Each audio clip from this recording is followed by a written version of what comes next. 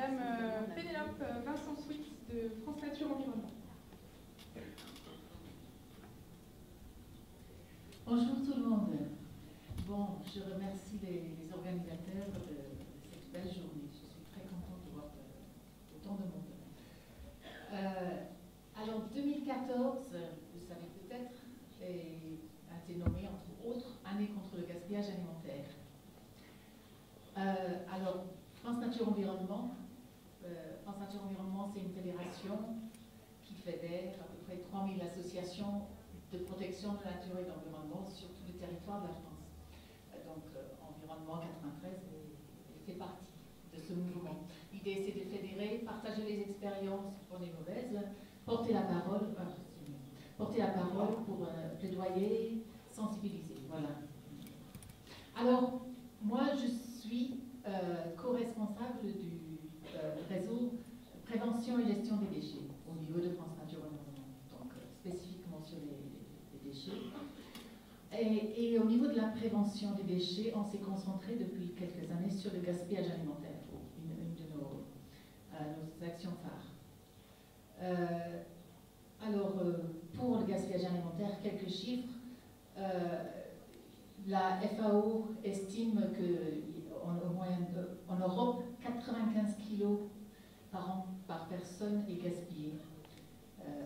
À la consommation, et globalement, si on compte tout, ils estiment à 280 kilos par personne, alors, à partir du champ jusqu'à la personne. En France, on a plutôt des chiffres de 20 à 40 kilos par personne.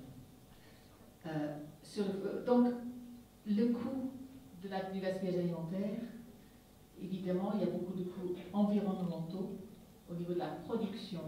Cette nourriture qui est jetée a été produite avec des engrais, avec de l'énergie de transport. Et un coût financier, bien évidemment. On achète de la nourriture pour le jeter. Donc, le gaspillage alimentaire, je pense que tout le monde est d'accord pour le réduire. En 2012, France Nature Environnement a lancé une opération de coaching. Coaching des foyers, des restaurants et de la restauration collective. L'idée, c'était de faire prendre conscience du gaspillage alimentaire. Parce que quand on regarde les enquêtes, il y a 82% d'Européens qui considèrent qu'ils ne gaspillent pas ou peu de nourriture. En fait, on gaspille plus qu'on ne pense. Alors, si j'arrive à... c'est comment? Ah ouais. Pour lancer, on a fait un coup de pub, le food truck alimentaire, anti-gaspillage. On a eu une marraine à droite, c'est Babette de Rosière, c'est une chef étoilée et une personnalité des médias. Et elle a accepté de cuisiner des restes dans les rues de Paris, avec les restes fournis par un grand magasin. On voit dans la rue beaucoup de passants qui sont venus manger les restes de Monoprix. Voilà. Cette opération coaching a été déclinée sur le terrain par 7 de nos associations membres, y compris Pic Environnement et Wogamic qui sont aujourd'hui ici. Il y a d'autres à Tours, en Rhône-Alpes et même jusqu'en Guyane, des associations. L'idée, bon, c'est pas une enquête quantitative, c'est plutôt qualitative. L'idée, c'est déjà de faire un diagnostic, ce qu'on gaspille et pourquoi. Et le diagnostic, en fait, c'est la moitié du chemin pour aller vers la réduction. On a fait un point zéro pour voir pendant un mois le foyer ou le restaurant a pesé ce qu'il gaspillait. Bon, déjà, au niveau des foyers, il était très intéressant parce que, bon, on a fait la même chose auparavant pour la prévention des déchets. Les foyers étaient moins pour la prévention des déchets. Et c'était pareil pour le gaspillage alimentaire. Les foyers qui se sont portés volontaires, déjà gaspillaient beaucoup moins que la moyenne Et dès qu'ils ont commencé à peser ce qu'ils gaspillaient, sans même le vouloir, ils ont modifié leur comportement. Donc déjà, le fait de prendre conscience, ça amène à un changement de comportement. C'est très intéressant. Alors, malgré le fait que c'était meilleur que les moyennes moyennes, il y avait encore des possibilités de progrès. On a identifié tout un lot de progression possible, d'astuces. On a mis en 3 groupes: bien acheter, bien conserver, bien cuisiner. Vous les trouverez dans le livre. On a fait un livre de recettes anti-gaspillage aussi. Vous le trouverez là-dedans.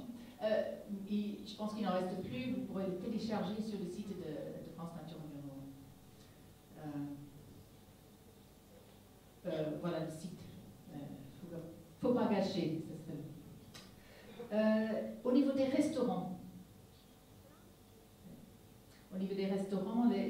c'était déjà des restaurants modèles aussi. Ils travaillent en flux tendu, ils ont un menu restreint qui prend les produits qui sont disponibles ce jour-là. Mais même avec des restaurants très vertueux, si on veut, il y avait des pistes d'amélioration. Par exemple, dans une brasserie, on a réussi à réduire de 70% l'utilisation de pain. Simplement, au lieu de prendre que des baguettes, la brasserie a pris quelques baguettes et aussi des boules. Donc, les boules, c'est pas périmé à la fin de la journée, on peut quand même les utiliser le lendemain aussi. Donc, parfois, il n'y a pas besoin d'un grand changement. Au niveau des cantines scolaires, là, c'est Organique qui ont travaillé pas mal dessus. Les photos viennent d'ailleurs.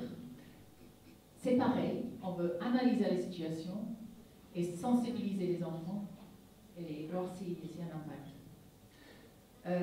Bon, je vous ai montré tout à l'heure à peu près la moitié de la nourriture fournie à la cantine est réellement mangée. C'est assez inquiétant. Et donc, il faut associer tous les acteurs.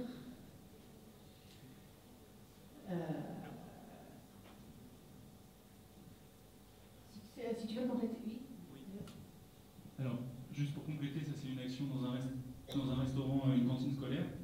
Et donc l'impératif d'associer tous les acteurs, c'était vraiment de partir des enfants, de sensibiliser également toutes les personnes qu'on pouvait toucher. Donc là, c'est un projet qui était en partenariat avec un syndicat de traitement des déchets. Donc on a touché les animateurs, le personnel de service, la mairie également de la cantine. Et du coup, l'idée était de fédérer toute cette équipe autour d'une volonté qui était la réduction du gaspillage alimentaire, et notamment le gaspillage alimentaire qui transite par l'assiette des enfants, parce que c'est ça le plus important. Il ne faut pas leur apprendre à gaspiller de la nourriture. Donc si ça peut rester côté service, c'est mieux.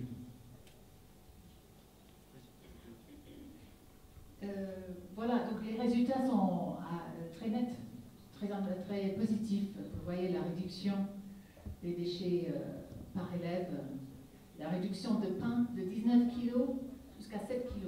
Bon, souvent, un geste très facile pour réduire la consommation de pain, au lieu de le mettre en début de service, parce que les enfants arrivent, ils sont très faim, donc ils prennent 4 morceaux de pain. Mais si on le met après qu'ils ont rempli les assiettes de toutes les autres choses, ils ne prennent que 1 ou 2 morceaux de pain, donc ils le gaspillent, ce qui paraît nettement moins. Bon, on a identifié pas mal de possibilités d'amélioration, par exemple des portions non adaptées. Il y a des questions de réglementation sanitaire aussi, question d'organiser les absences pour mieux compter le nombre de personnes réellement présentes chaque jour. Il y a la question aussi de puisqu'on peut pas jamais, on peut pas prévoir à 100%. Il y a aussi la possibilité de donner. Et les dons alimentaires, il y a eu problème de peur par rapport à la réglementation sanitaire. Il est très intéressant, le DRAF de Rhône-Alpes a fait un travail très très conséquent sur la possibilité de dons à partir des cantines collectives. Vous allez sur leur site, ils ont de la bibliographie très très étoffée là-dessus. Et c'est pas cela. Alors, il est important d'associer les décideurs. Voilà. Mais il est important de travailler sur la politique de façon générale.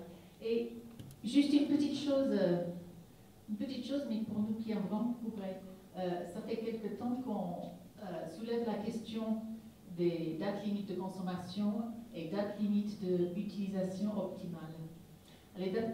C'est la dernière chose, je suis presque finie. La date limite de consommation, c'est très intéressant, les yaourts qui sont produits en France, ils ont une date limite d'à peu près 30 jours après leur fabrication. Les mêmes yaourts, quand ils sont envoyés dans les départements ou les territoires d'outre-mer, on ajoute 30 jours, donc ils ont 60 jours avant la consommation. Alors, soit on est en train d'empoisonner nos citoyens d'outre-mer, soit nous, on peut garder un mois de plus dans nos frigos, les yaourts. Voilà. Et la deuxième chose, c'est la date limite d'utilisation optimale. On a parlé beaucoup cette dernière semaine dans la presse, parce que c'est en train de changer au niveau public l'idée qu'il n'y a plus besoin de mettre sur un paquet de riz une date limite de consommation optimale. Parce que finalement, on peut le manger même 10 ans, même 20 ans après, s'il n'a pas été mangé par les charançons. Donc c'est quelque chose, on est assez content, il y a quelque chose qui change. Voilà, donc juste une dernière chose, après avoir... Ah oui, ok, quand même, dernier, tout dernier. Ah non, c'est fini. Oui. C'est fini. Ce qui reste à la cantine peut aussi être composté, et je passe la parole